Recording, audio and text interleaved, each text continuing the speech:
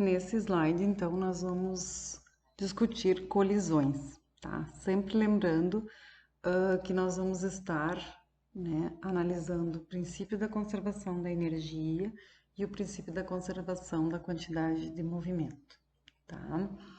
Bom, nas colisões, ou seja, nos choques, ou seja, o que seria colisão?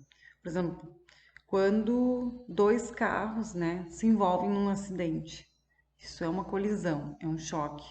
Quando eu tenho duas bolinhas, ou eu estou jogando, né, bilhar, né, existe o choque entre as bolinhas. Então, nas colisões, nesses choques, as interações entre os corpos são de grande intensidade e possuem magnitudes que variam bruscamente durante o fenômeno. Só que, claro, aqui ele está dizendo que possuem magnitudes, né, que variam e que vai depender sempre, né, de alguns fatores, né, que, por exemplo, são força, velocidade, né, são fatores que vão relacionar tanto velocidade quanto o impulso empregado nesta colisão. Entretanto, mesmo quando existem forças externas agindo durante uma colisão, os impulsos dessas forças são desprezíveis, tá? Pois o intervalo de tempo de uma colisão é extremamente pequeno, ou seja, quando acontece um acidente, ou por exemplo assim, se eu simplesmente largo uma bolinha da minha mão, ela vai até o chão, bate, tem uma colisão com o chão e retorna. Qual é o tempo que ela interage com o chão? É um tempo muito pequeno. Podemos, portanto, considerar um choque como um sistema isolado de forças externas, apresentando conservação da quantidade de movimento do sistema composto pelos corpos que colidem, tá? Muito bem. Assim, num choque, o somatório, ou seja, a quantidade de movimento resultante do sistema imediatamente antes do choque é igual ao somatório da quantidade de movimento imediatamente após o choque. Ou seja, a quantidade de movimento antes, né, a quantidade de movimento total tem que ser igual à quantidade de movimento total no final, após o choque, certo? Então, a quantidade de movimento do sistema, ela é constante, porque nós vamos considerar um sistema conservativo, certo? E aqui, então, representando matematicamente o que esse quarto item nos diz, que então, o somatório das quantidades de movimentos antes do choque tem que ser igual ao somatório da quantidade de movimento após o choque. Choque não oblíquo, ou seja, choque frontal. Tá? O que é oblíquo? Lembram do movimento, o lançamento oblíquo, né? É quando sempre a gente tem um ângulo, né? Então vamos pensar quando ele não é oblíquo, seja um choque frontal. O que nós temos? A figura representa um choque entre dois corpos de massa m1 e m2, cujas velocidades têm a mesma direção, isto é, um choque não oblíquo, tá? Então, olha aqui essa figura. Nós temos, então, antes do choque, a massa 1 se deslocando com velocidade 1 para a direita. A massa 2, né, se deslocando também para a direita. Após o choque, o que nós vamos ter? Observem, ó. Essas flechinhas aqui representam as velocidades. Observem que essa é uma velocidade maior do que essa. Após o choque, o que vai acontecer? Ó? Essa esfera, né, esse corpo M1, passa a ter uma velocidade menor e a esfera 2, né, passa a ter uma velocidade maior. Observem que velocidade aqui é determinada como V1 e após o choque é V1 linha. Tem uma linha para dizer antes, depois. V2 da mesma forma, ó, tem V2 e aqui o V2 linha. A velocidade do corpo 2 antes do choque e depois do choque, certo? Bom, algumas observações nós temos que fazer diante desta representação. Primeiro, para que haja esse choque, devemos ter que a velocidade de um tem que ser maior do que 2. Olha só, essa velocidade aqui tem que ser maior do que essa, para que o corpo 1, então, consiga encontrar o corpo 2, tá? Se V1 fosse menor do que 2, o corpo 1 não conseguiria alcançar o corpo 2. E nessas condições, não haveria choque, tá? Observe que, eventualmente, podemos ter que a velocidade de 1 é maior do que 0 e a velocidade de 2 menor do que 0. O que seria isso? Ó, se a velocidade de 1 seria maior do que 0, significa que ela é positiva, seria para esse lado. E se a velocidade de 2 seria negativa, significa que seria em sentido oposto, então viria para cá. Então, essa seria a situação em que as partículas se movimentam em sentidos contrários. Choque frontal mesmo, tá?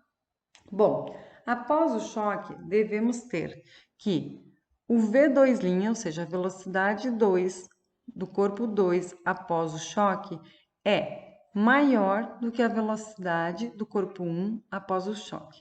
Caso contrário, a interação das partículas ainda não teria terminado, tá? Então, isso é uma condição. Após o choque, nós vamos ter também, podemos ter que as duas velocidades dos corpos que entraram em choque, né, fosse a mesma. Só que nesse caso seria o caso em que as duas esferas, então, entrassem em colisão e movimentassem juntos. Eles saem juntamente, né, na mesma direção e no mesmo sentido, certo? Continuando ainda a análise de choques não oblíquos, né? A aplicação do princípio da conservação da quantidade de movimento nos fornece a seguinte informação. Vamos manter a nossa mesma figura, tá? Nós vamos ter que a quantidade de movimento antes do choque tem que ser igual à quantidade de movimento após o choque, tá? Então, o que nós vamos ter? Antes do choque, qual é a quantidade de movimento que nós temos, ó? Nós vamos ter massa 1 vezes V1, tá aqui, massa 2 vezes V2, e pós o choque, nós vamos ter massa 1 vezes V1', mais massa 2 vezes V2'.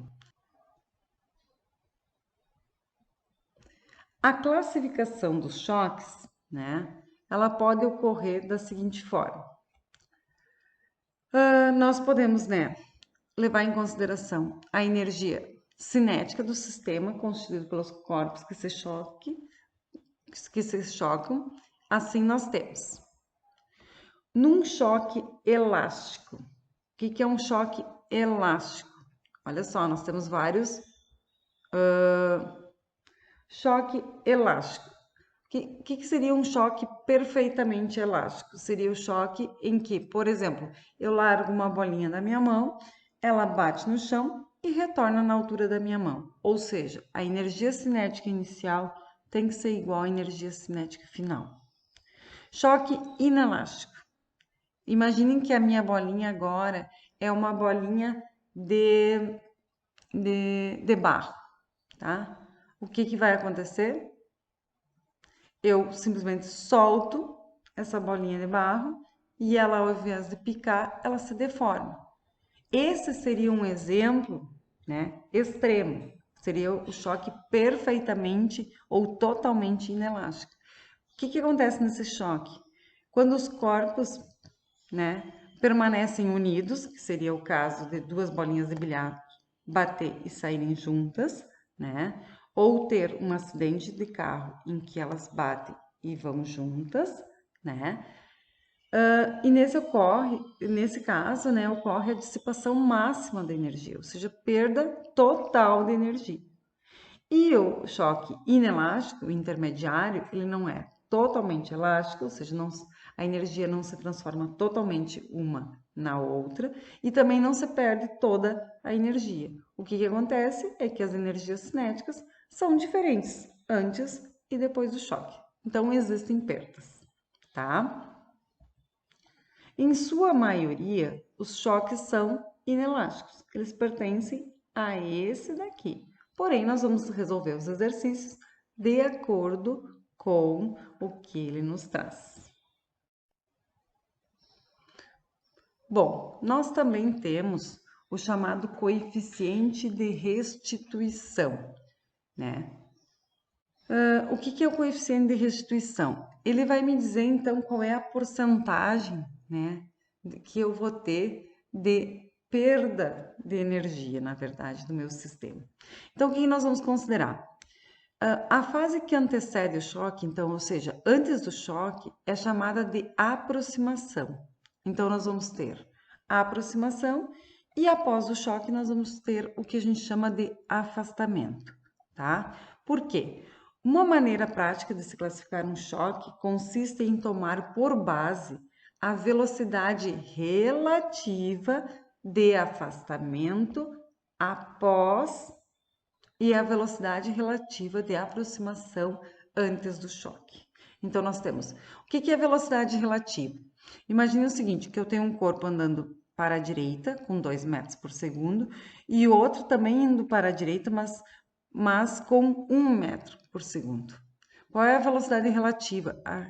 A velocidade entre eles. Um é 2, o outro é 1. É como se a diferença da velocidade é 1. Poderíamos pensar em outro exemplo. Nós temos um carro movendo-se aqui com 70 km por hora e outro com 20 km por hora. Então, qual é a velocidade relativa entre eles? Se um está a 70 e o outro está a 20, a velocidade relativa vai ser 50, ou seja, 70 menos 20, 50, certo? E aí, então, a relação entre os módulos, né, só dos valores das velocidades relativas, então, antes e depois do choque, né, chama-se coeficiente de restituição e é dado pela letrinha E. Então, o coeficiente de restituição vai ser dado pela velocidade de afastamento relativa, ou seja, a velocidade depois do choque, e a velocidade relativa antes do choque. Tá? Podemos considerar esse mesmo sistema para calcular. Então, a velocidade relativa, nesse caso, que eles estão na mesma direção e no mesmo sentido, seria a subtração entre elas. Da mesma forma, após o choque, uma menos a outra. Então, aqui eu posso, então, abrir a minha equação da velocidade de afastamento relativa, que vai ser dada por quem? A velocidade depois do choque da massa 2, menos a velocidade 1 após o choque. Dado por V1 menos V2, lembrando que é o módulo, então não interessa o sinal que der aqui. Lembrando também, como nós vamos ter velocidade dividido por velocidade, nós vamos ter aqui novamente um número adimensional, ou seja, é um número que não possui unidade. Então, vai ser sempre um valor. E esse valor vai estar entre 0 e 1. A classificação dos choques, vocês precisam prestar bem atenção, podem ser classificados de acordo com o coeficiente de restituição, de acordo com a energia ou de acordo com a quantidade de movimento. Então, vamos pensar o seguinte, um choque perfeitamente elástico. Um choque perfeitamente elástico, o coeficiente de restituição, né, é 1. Por quê? 100%. 100% porque a velocidade inicial vai ser igual à velocidade final. Então, é perfeitamente elástico. A energia se conserva e a quantidade de movimento se conserva. Agora, vamos para o outro extremo. Choque perfeitamente inelástico. O que é o choque perfeitamente inelástico? Vai ser quando o coeficiente de restituição vai ser 0. Nós vamos ter a dissipação máxima de energia, mas a quantidade de movimento ainda se conserva. Agora, vamos ver nos choques inelásticos. Os choques inelásticos, né, vão ser choques que vão ter o coeficiente de restituição entre 0 e 1, tá? A dissipação da energia é uma dissipação parcial, mas a quantidade de movimento se conserva. Então, observem que a quantidade de movimento se conserva em todos os tipos de choque. A energia se conserva apenas no choque elástico e ela se dissipa totalmente na choque perfeitamente inelástico e parcialmente no choque inelástico. O coeficiente de restituição, ele vai entre 0 e 1 nos choques inelásticos, sendo 0 quando nós estamos falando de um choque perfeitamente inelástico e vai ser 1 quando nós temos um choque perfeitamente elástico. Agora, eu vou fazer um exemplo para vocês, né, de choque que é oblíquo. Então, vamos ver o que nós temos aqui. Nós temos um carro com massa de 1.000 kg, um ônibus de 9.000 kg, colidem em uma esquina conforme indica a figura. Olha só, o carro está indo nessa direção, o ônibus nessa direção. Nesse ponto aqui vai ocorrer o choque e os dois vão sair juntos, formando um ângulo de 45 graus. Então, nós temos um choque oblíquo aqui, tá? A velocidade do automóvel, imediatamente antes da colisão, era de 108 km por hora, ou seja, 30 metros por segundo. E o motorista do ônibus alega que estava a menos de 40 km por hora. Após a colisão, os veículos ficam juntos e pelos rastros vê-se que saem numa direção que faz 45 graus com a de seus movimentos originais, certo? Então, primeiro, a alegação do motorista de ônibus é correta? Vamos fazer a letra A primeiro. Vamos lá. Vamos fazer primeiro a representação. Aqui nós temos em laranja a quantidade de movimento do ônibus, né? Aqui nós vamos ter a quantidade de movimento, então, do carro. E aqui nós vamos ter representado, então, aqui, ó, 45 graus, a quantidade de movimento após o choque, certo? O que nós queremos descobrir? Qual foi a velocidade, então, realmente do ônibus, tá? Então, aqui lembrando que é 45 graus. Primeiro, o que nós sabemos? Que esse triângulo aqui é isósceles. Por que ele é isósceles, né?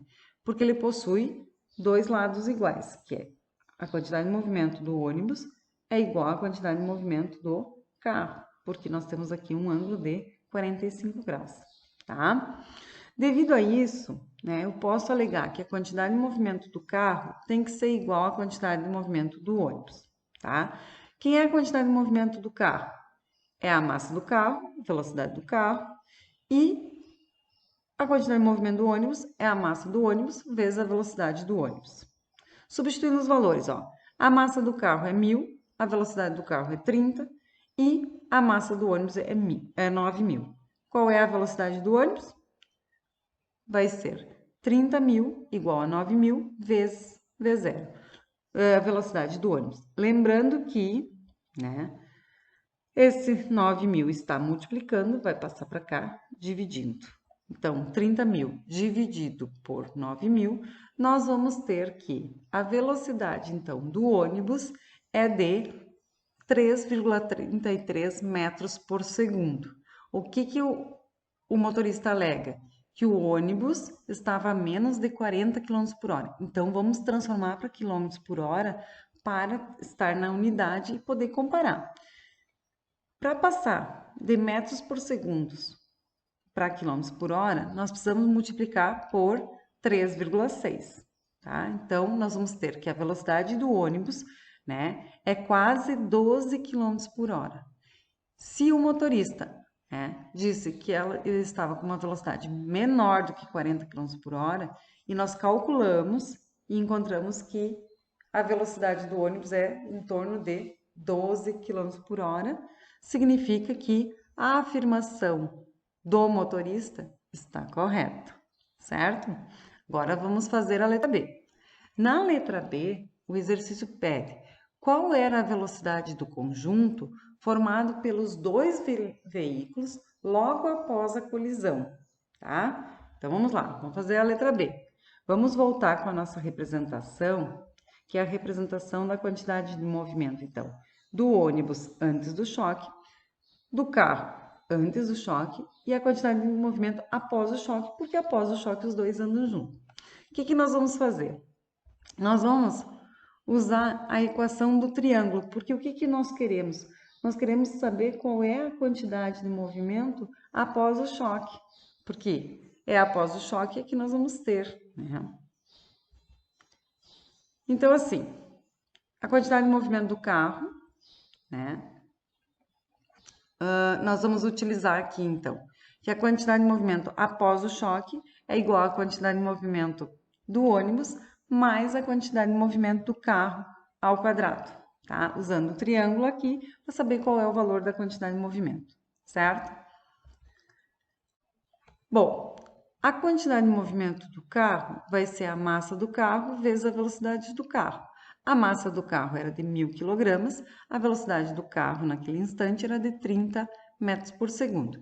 Então, nós achamos que a quantidade de movimento do carro é de 30.000 kg vezes metros por segundo. Depois, nós vamos substituir aqui, tá? Agora, nós vamos calcular a quantidade de movimento do ônibus, tá? A quantidade de movimento do ônibus vai ser a massa do ônibus vezes a velocidade do ônibus. A massa do ônibus era 9.000 e a velocidade era de 3,33.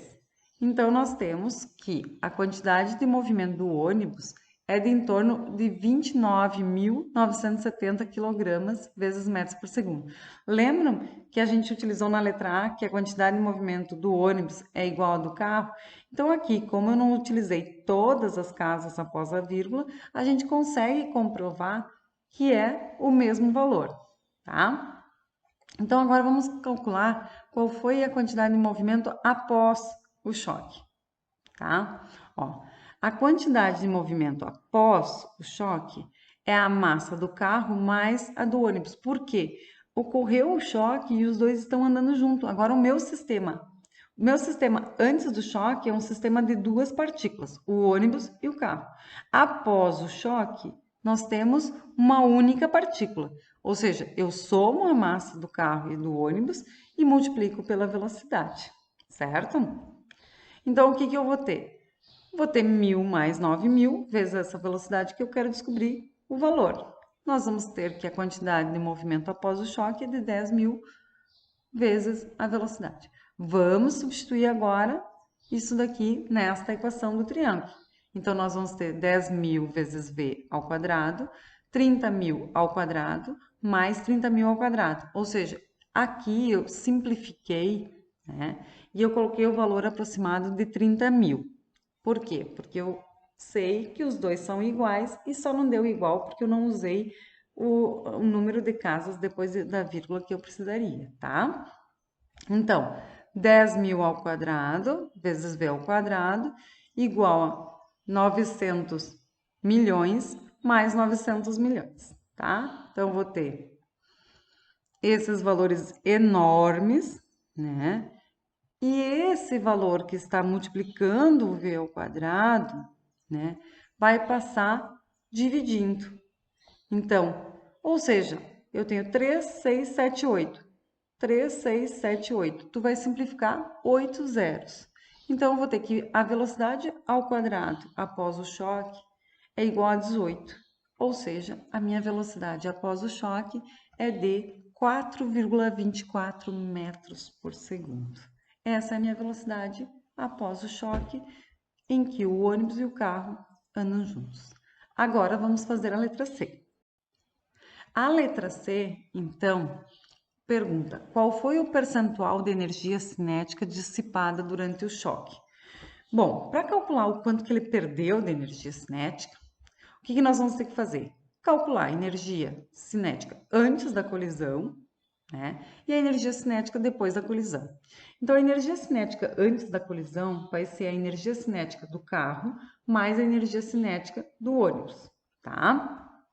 A energia cinética, então, antes do choque, vai ser a massa vezes a velocidade do carro ao quadrado dividido por 2, mais a massa vezes a velocidade ao quadrado do ônibus dividido por 2, certo? Bom, substituindo os valores.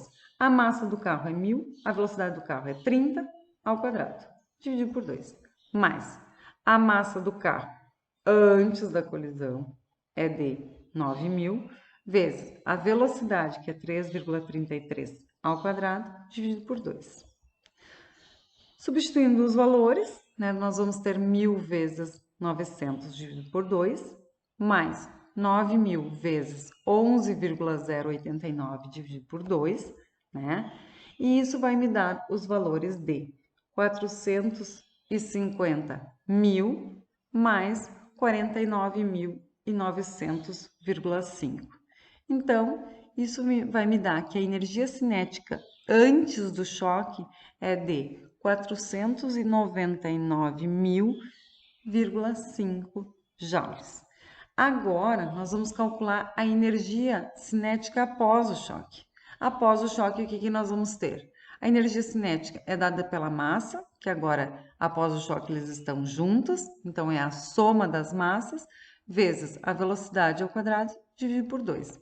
Então, a energia cinética após o choque vai ser 1.000 mais 9.000 vezes a velocidade após o choque, que a gente calculou na letra B, 4,24 ao quadrado, dividido por 2.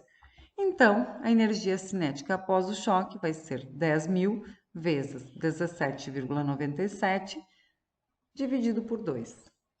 E aí, então, a gente encontra que a energia cinética após o choque é de 89.850 joules. O que o exercício me pede na letra C? Qual foi o percentual de energia cinética dissipada, certo? A energia dissipada, né, vai ser a energia cinética antes do choque menos a energia cinética após o choque, certo? Bom, nós podemos fazer então aqui, né, ter que a energia dissipada é em torno de 409.150 joules, 5, né? Assim, nós resolvemos esse exercício, né? Lembrando que esse é um exercício muito difícil, né? Então, é um nível altíssimo, mas eu resolvi fazer aqui porque eu acredito que é mais fácil deixar ele gravado para vocês, certo?